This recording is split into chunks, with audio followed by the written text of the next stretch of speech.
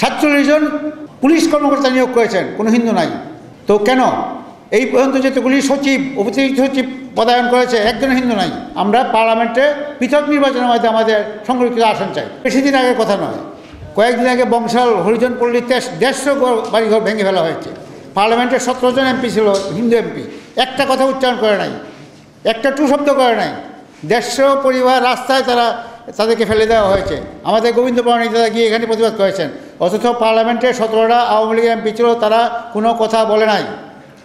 তো সেই জন্য আমরা যে এতক্ষণ যে তথ্যগুলি আপনাদের পড়েছে, দেবো, আমরা আমাদের অসুবিধার কথাটুকু বলতে চাই পার্লামেন্টে।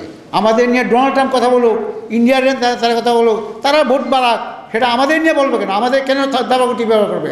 আমরা এই কথাটুকু জন্যই আমরা পার্লামেন্টে পৃথক নির্বাচনের মাধ্যমে আমাদের সংরক্ষিত আসন চাই। আমরা আমাদের কথা বলতে চাই, আমাদের সমস্যা আমাদের দেশে আমরা করব।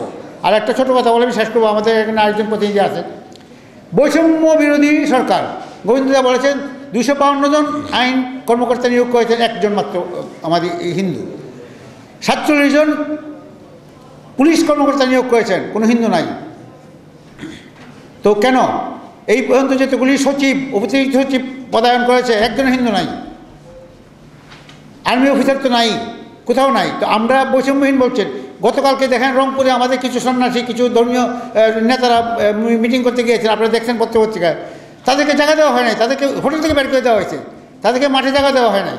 যাই হোক, আমি এই ট্রেনে কথা বলবো না। আমাদের মেইন দাবি হচ্ছে আমরা পার্লামেন্টে এই সমস্ত অসুবিধাগুলো বলতে চাই, আমরা এটি আমাদের দাবি।